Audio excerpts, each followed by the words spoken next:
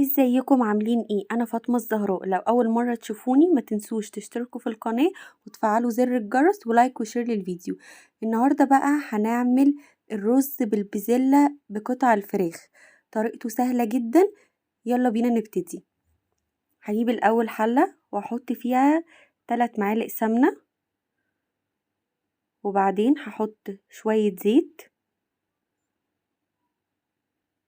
بصوا الأكلة دي ميزتها إن هي كلها بتتعمل في حلة واحدة، وفي نفس الوقت سهلة وسريعة وما بتاخدش وقت خالص.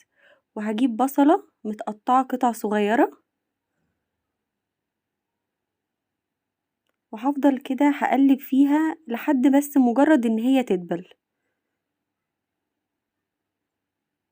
عايزاكم تجربوا بقى الأكلة دي وتقولولي رأيكم ايه. هي مختلفة وجديدة وتجديد، يعني عشان خاطر ما نملش من الأكل. البصلة دبلت كده، مجرد بس لونها ايه كده يصفر، يعني مش عايزاكم تحمروها خالص.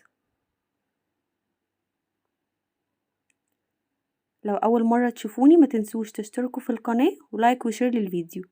وبعدين قمت جبت نص كيلو فراخ وقطعته قطع صغيرة، قطعته كده شكل المكعبات. بعدين هفضل اقلبه كده.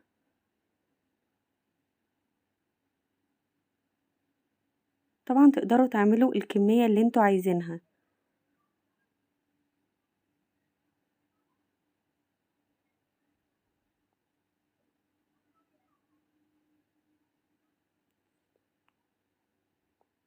وهتبله بقى كمان بالتوابل اللي انا عايزاها. من كل حين الى اخر كده افضل اقلب فيه لحد، بصوا شايفين المية دي اللي موجودة، دي معناها ان الفراخ لسه ما استوتش. ما طالما لسه بتنزل ميه يبقى هي لسه ما استوتش، لازم المية دي كلها تنشف. وبعدين حطيت رشة ملح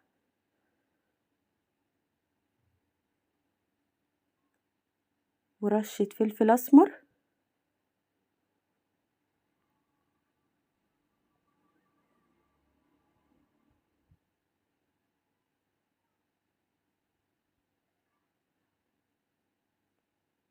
وحطيت رشة كركم.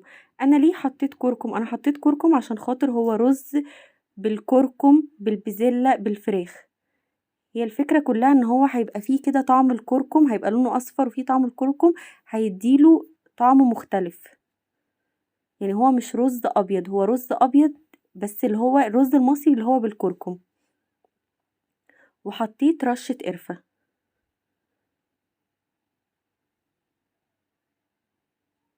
انا عارفة ان في ناس كتيرة جدا مش بتحب البزلة وهي مطبوخة، بس الطريقة دي ممكن اي حد لو مش بيحب البزلة هيحبها بالطريقة دي. وكمان لو عندكم اطفال، الاطفال هيحبوا الرز بالطريقة دي قوي.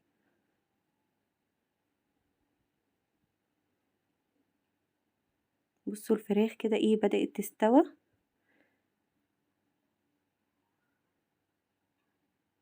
انا هديها كده زي 3/4 سوا، لان هي برضو لسه هتستوى وانا بحط الرز.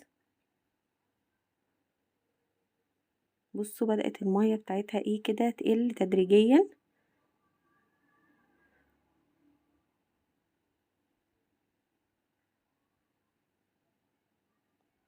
هفضل اقلب فيها عشان خاطر ما تتحرقش. ولو اول مرة تشوفوني ما تنسوش تشتركوا في القناة ولايك وشير للفيديو. الوجبة دي بقى سهلة جدا، عشان خاطر انتوا ممكن تعملوها لو انتوا مثلا بتشتغلوا او اي حاجة، مش هتاخد منكم وقت خالص. وجبت نص كيلو بزلة وحطيته عليها. حطيت نص كيلو فراخ وحطيت نص كيلو بزلة.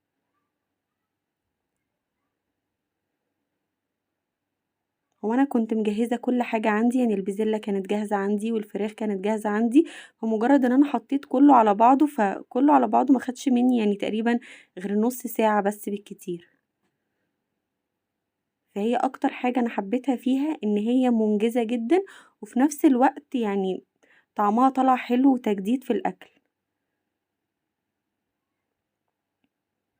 هقلبهم مع بعض كده عشان خاطر الطعم يختلط ببعضه. في الوقت بقى اللي الفراخ بتكون بتستوي فيه ده، انا جبت جزرية كبيرة وبشرتها. الجزرة كده وهي مبشورة ابشروها، ما تقطعوهاش قطع صغيرة، هتديها طعم مختلف كده وهتبقى شكلها جميل. هو اساسا انتوا في الاخر لما تشوفوا الالوان كلها وهي متداخلة مع بعضها هتبقى شكلها حلو قوي، واي حد هيحب الاكلة دي. زي ما قلتلكوا لو عندكوا اطفال ومش بيحبوا البزلة، ومعظم الاطفال مش بتحب البزلة، هياكلوا الاكلة دي لان هي في صحية وفيها بزلة وفيها جزر وفيها طبعا وفيها فراخ. بجد هي طالعة طعمها تحفة.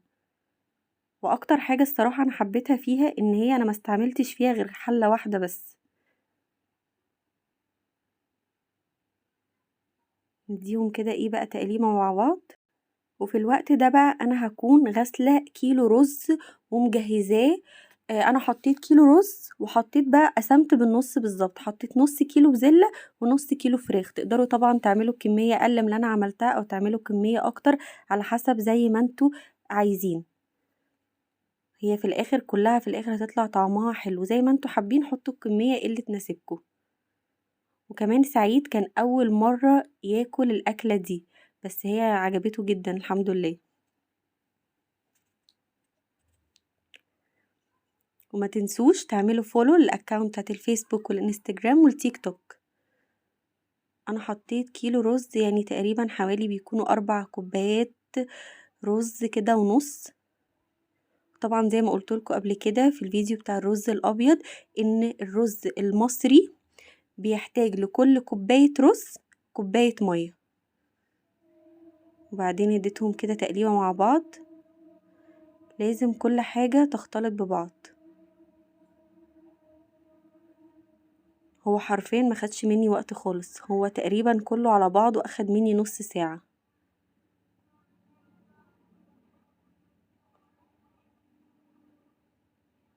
وكمان يعني خفيفة جدا.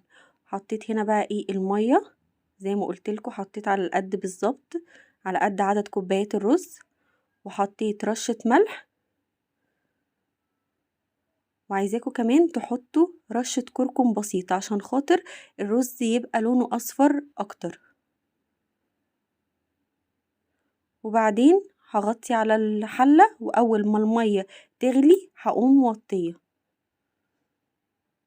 بس بيقعد حوالي ربع ساعة، وبالهنا والشفا. باي باي.